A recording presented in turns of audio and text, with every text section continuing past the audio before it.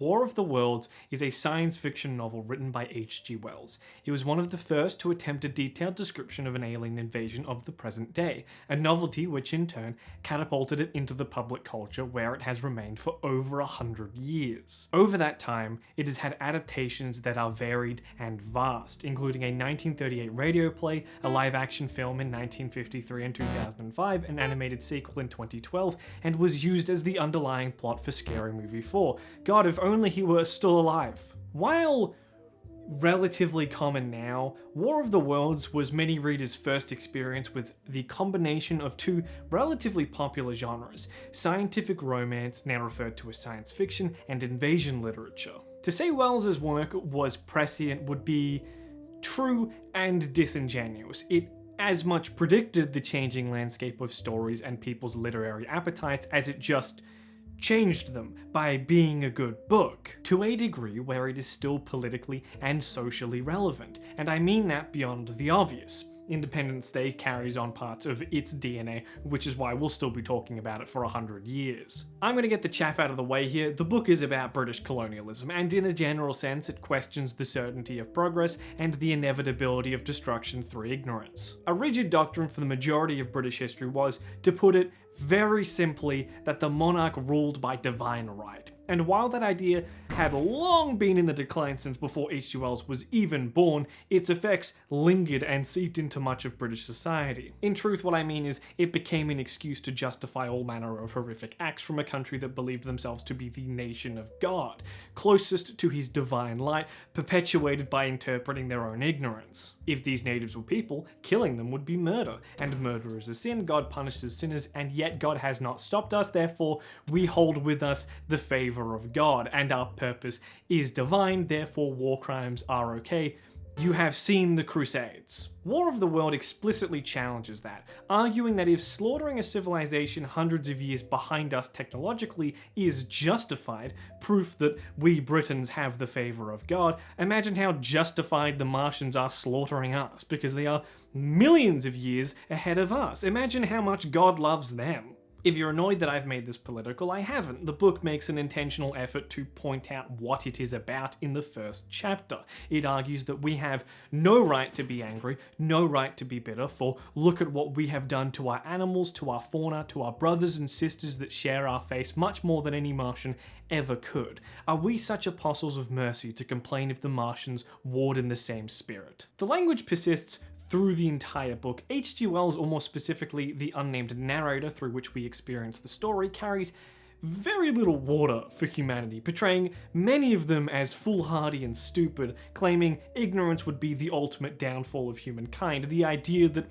we deserve to exist, that the world will be better because we are in it, comparing humans to the dodo bird looking upon hungry sailors, confident that we proud dodos will peck them to death. An unbelievably mean thing to say about a species that you are a part of. So those are the stakes, and despite it being the purpose of the book, most of the adaptations kind of drop it as a theme, which isn't without cause. Much of the relevant discussion and comparisons to imperialism come from the narrator's inner monologue, which is just difficult to translate to film, and it mostly comes out through the same visuals but with a layer of decoding necessary, like the red weeds being an invasive species, and the aliens feeding off our blood as imperial forces metaphorically drained the life from the land. The 1953 adaptation drops pretty much everything substantial, although whether that's because it was an accidental casualty of trying to adapt it to the creature feature monster B-movie framework that was popular at the time,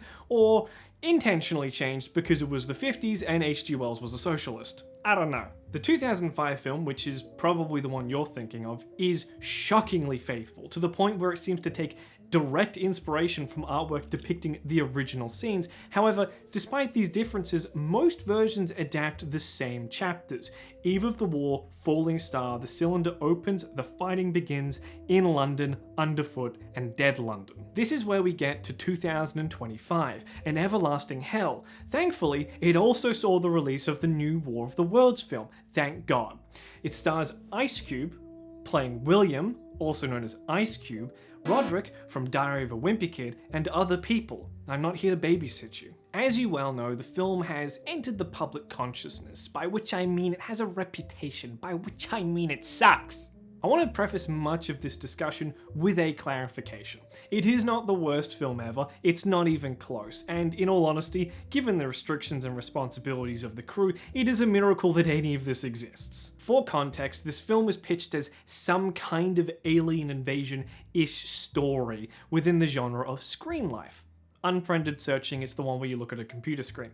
And as a result, even with the War of the Worlds brand being attached, it is unlikely this film had a budget exceeding $1 million, maybe $2 million at most. Beyond that, if the director is to be believed, production lasted only 15 days, which is shorter than some commercials and some of my videos. This is because the majority of the film comes together through the editing process, more so than any other type of film, thanks to the presentation, where everything requires the editor's maximum effort and complete focus for the entire duration, and there's only 2 editors. I want to stress that. These editors did an admirable job of compiling this absolute mess that probably didn't even get storyboarded. There are a lot of moving parts, and at least they mostly move together. There are obvious flaws. A clip that is slowed down to match the duration of other shots shows up all the time, and there are aggressive jump cuts. But if the director doesn't get the shots in the first place, then the editor doesn't have them. This film is terrible. I understand everything I just said sounds like a defense. It was more to enlighten you of what this thing is. At some point though, it doesn't matter whose fault it was or why it happened. Relentless jump cuts are jarring, and it makes the film bad no matter how much glitter I use. It is, however, not just bad because of traditional filmmaking techniques. Those are, after all, the tools of the devil. But it also sucks because of how insidiously it distorts narratives and aggressively promotes products like how Ice Cube needs to order a USB off Amazon in order to save the world. I'm getting ahead of myself. Ice Cube plays William Radford, a threat assessor who works for Homeland Security and has access to one of the craziest pieces of software ever made. The loss of his wife has turned him into a paranoid hermit, and in an effort to keep his family safe, he spies on his son, daughter, and by extension, her partner, Roderick, the brave, heroic Amazon worker. On the periphery of the world's most important and well-functioning family is Government Man. Government Man, old. Government Woman, and Government Woman who dies. It feels like I'm being overly simplistic and that I should be listing the names because you recognize some of them, but for most of the story, these characters exist specifically to tell him off or to go somewhere that Will can't go because Ice Cube can't go there because COVID. It's going to be coming up a lot. You may think that's all that's required to start watching it. I've read War of the Worlds. I've even seen it. It was the one where Tom Cruise ran really fast. Not that one. Not that one. No. Not that one. Not that one. No, sorry. It was the other one. Go back. That's it. It's that one. Sorry. You would, however, be wrong. This is because I've lied to you and I've set you up, like a fool. The list of chapters and shots that I said most of the adaptations mostly cover was mostly wrong. Almost all adaptations do in some way follow those steps vaguely. If not firing artillery rounds, then a nuke. The weapon isn't relevant, just that it doesn't work. The film doesn't include pretty much any of that. Outside of the vague aesthetics of the tripods, which means that they just have 3 legs and that they shoot lasers, there really isn't anything in common with anything that shares its name, including the ending, but we'll get there. I'll get there. Maybe you'll perish. The film opens like many do, with the main character spying on his children, which acts both as an introduction to the characters and to Guardian, which is the main narrative device. It is the tool that I alluded to earlier, and oh my god, I've got a lot to say about it. The thing is such an invasion of privacy and so contextually aware, it can provide anything with a camera within 100 meters of someone based off the name and the city, sometimes less information than that. What do you mean? David Radford's what if there's more than one? Through his spying, we already run into a production issue. What do you do when two shots are designed to be played simultaneously, but they've been shot sloppily and the director assumes it'll be fixed in post, creating a scene where Faith is holding the phone like she's talking to her dad, which is then repeated from a different angle several seconds later? Nothing, because there's nothing the editor can do. They're just screwed. A recurring issue seems to be a lack of dead air at the start and end of clips that they shot. For this scene, it would be easier to edit it if there was just more junk. Her entering the cafe, ordering food, standing around, real life things that we do. But most movies do not shoot like that. This happens later and all the time. It's why so many clips are slowed down. Ice Cube did the reaction and the director probably said cut too early or didn't give direction to really play the scene out.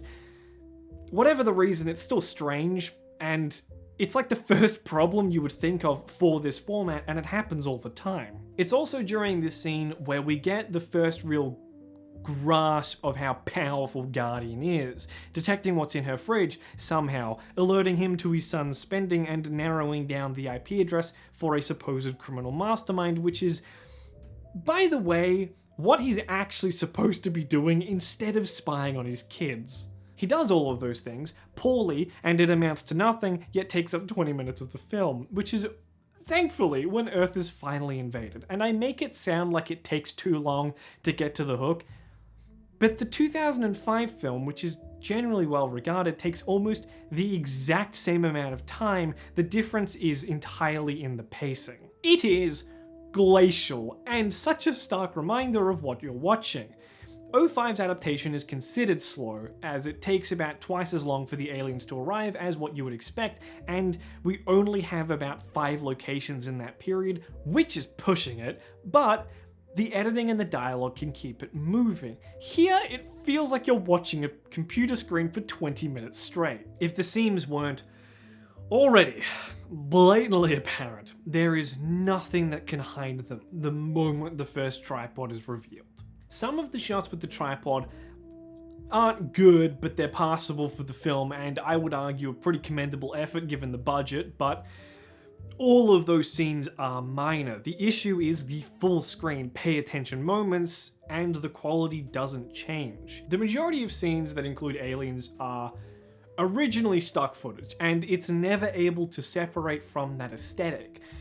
This, along with the flat lighting and stilted animations, it in turn transfers that quality onto the tripods, transforming scenes about threatening invasion over Earth to be drone footage of wind turbines, and not in the sexy way.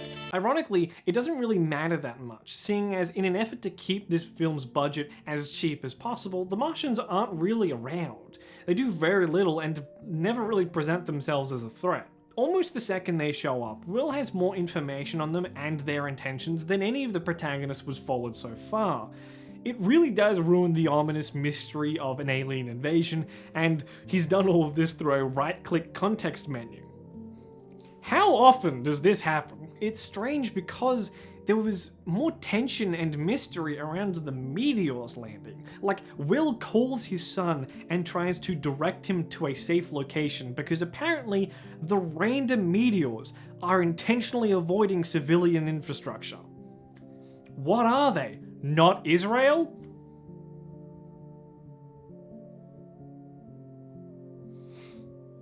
Geez, there's a lot of these, huh? The alien invasion, however, is a good enough reason for Will to try and leave his hovel, so we get one of the most brilliant pieces of writing to keep him inside. The door's locked. He does break out. There's another locked door. This is at a point in the film where every single problem of any degree has been solved with like 3 keystrokes. Like, government data center, piece of cake, a door. Nice try. The short of it is, Dave is safe at home, Faith is injured, but thankfully Will commandeers a Tesla to autopilot her to the nearest Homeland Security field office, and you just know that this is product placement because it didn't even run over a single innocent pedestrian. Not that there are any pedestrians, just in case you forgot that this was shot during COVID. And if you somehow still hadn't picked that up, a counterattack is launched on the Martians, which Will gets to watch through Guardian, because apparently it still gets cable, and almost every shot is violently stock footage. The attack, by the way, is orchestrated partly with Will's help, because he was able to quickly assess the Martians' targets with his show sensitive government targets prompt, which feels a little oxymoronic, like a sign that says secret government base, keep out. Like every adaptation, the counterattack fails, and the biggest difference here is that we receive more information on why the Martians have shown up. Data. It's actually a lot dumber than you're thinking and how it sounds. This is where the message of the film really falls apart. A side plot I've been ignoring has been Disruptor, the evil conspiracy dude at the start of the film that Will's trying to catch, and the reason I've been ignoring him and most of Dave's scenes is because it becomes immediately apparent Dave is Disruptor. Every conversation they have when Dave is on screen is him saying, you gotta listen to me, there's a secret government thing, that's why they're here, it's Goliath, it's important, and then Will, being the high-level employee for Homeland Security whose purpose is to protect America, ignores him. Turns out the Martians feed on raw data, and Goliath is a super-secret government plan to capture colossal quantities of the stuff, which is what brought them here in the first place. Why wouldn't you listen to your son? This plan was enacted by a government man in a truly Icarus-like act of treason, and when confronted by Will, doubles down, locking Will out of his computer. Unfortunately, the film doesn't end. We do have to keep watching it. This sucks for pretty much every reason imaginable. Having a movie about data collection and invasions of privacy is not inherently a bad idea. It is a great subject. It does, however, cause considerable friction when the film also heavily features and promotes Amazon and only gets more prominent past this point. More egregiously, it just doesn't work as a narrative device. It reframes the aliens as fairly mindless drones that are just drawn to information like moths to a lamp. Even saying that it makes them smarter raises so many questions you didn't have 3 minutes prior, and brings forward a lot of political and moral ugliness to Will's job. The film goes through great lengths to establish that Will's use of Guardian is kind of a bad thing. It is an extension of his paranoia, and for all of the warrants he has dubiously helped gain, he has also, through good intentions, made his family's life a living hell, constantly overstepping boundaries to the point where he is excluded from their lives at every opportunity, including his own daughter's baby shower. Faith is dying in the backseat of a Tesla, which is the worst way to go, and she still makes a concerted effort to tell him off, which is unbelievably petty. If anything, the film is at its most effective in establishing Will's character. It really shows just how destructive and morally dubious the surveillance he conducts is. In this moment, he is invading his daughter's life as much as he is this guy. None of this gets any better just because he doesn't know he's being watched. It's so effective, he's kind of unsympathetic. The introduction of Goliath, in turn, creates a harsh dichotomy between what the film portrays as good surveillance and bad surveillance. And the bad surveillance is bad because it is simply excessive. One step too far, to the point where Will himself even says, "I didn't sign up for this. You risked our lives to spy on people's shopping carts." The problem is, despite what the film says, both of these things are the same thing. Will already has access to shopping habits. Guardian is never shown to lack any kind of information. Will uses it to access private property, government floor plans, and UAVs with the same ease as a CNN broadcast. Goliath can't exist as one step too far for privacy because there aren't any steps left. Will continuously invades people's privacy for whatever reason he wants, and actively spies on his kids, who are private US citizens, without any kind of oversight. He's watching her fridge. Unless Goliath is recording their dreams, there is no boundary left to be crossed. It is quite telling that it's at this moment where the film just becomes not very fun to watch anymore. For all of the weirdness it's displayed, it's mostly been able to rely on already existing media and go through the motions of an alien invasion film. But now it needs to ride a way for the heroes to defeat the aliens and expose the government, but they can't be in the same room in case one of the actors gets sick. It's filmed during COVID. Ironically, this would be a problem for every other Alien film except for War of the Worlds. One of the interesting things about the original is, spoilers, it came out over 100 years ago, that the main character doesn't do anything. The Martians are so advanced that the second half of the book is under enemy occupation. Just surviving is a victory. The humans survive because the Martians are wiped out by germs, both as a reference to the germ warfare common during imperial occupations and as a twist of expectations. We survived, not because of our grand inventions or our bloodlust, our weapons, but because of nature that we belong to. Our home has protected us in a way that other native civilizations were not. It is such a layup that it feels like the perfect book to adapt when you literally cannot film action scenes, so it's no surprise that the film doesn't do any of that. After an extremely boring hacking scene, which includes Will wiping whatever records the government had on the Disruptor team, no oversight by the way, the aliens trace back the virus that was supposed to eliminate them and starts picking off the group. Oh no, Dave's in that group. Turns out, Dave was not at his dad's house, he was just running his IP address through it to conceal himself. Okay, first point. How does no one in a hacker group have a VPN? Second point, why the green screen? Like, I know why it's to serve us a visual thing, but the Martians aren't in the group chat. This feels remarkably stupid. The actual plan to save the day is use Faith's work. She's a geneticist, combined with computer code. The Martians are part biology, part machine. This'll wipe them all out before the government bombs Washington, specifically the building Mr. Cube resides in. Apparently, the belief is 40 feet of rubble is going to stop the aliens from getting to Goliath, which is so loudly incorrect it's very befitting the American government, who has only a few hours ago witnessed them dig themselves out of the ground. When I explain that very literally, it isn't devoid of possibility. I'm almost describing the end of any invasion film. But again, how do we do that without leaving a computer screen and none of the actors can be in the same room? The answer is poorly. Will starts heading towards the depths of the building while Roderick flies a drone with the USB so that when they start consuming Goliath, will have poisoned the well, which sounds so much cooler than it is. The specifics include Will having to order a USB on Amazon to activate the drone, because that's the part of the story that isn't believable. The Martians track the faithful and patriotic Amazon delivery drone, requiring Dave to defend it with a UAV, and Faith to bribe some guy on the street with an Amazon gift card in order to flip the drone. All in time for Will to heroically sacrifice himself so that Amazon can live to operate another day. It is a grotesque perversion, not just of the source material, but the format of films as a whole. I feel like a corporate shill describing the plot to you, and apparently most, if not all of the script was already finished before Amazon picked it up. Also, Will lives. He reconnects with his family and promises to keep an eye on the government from now on.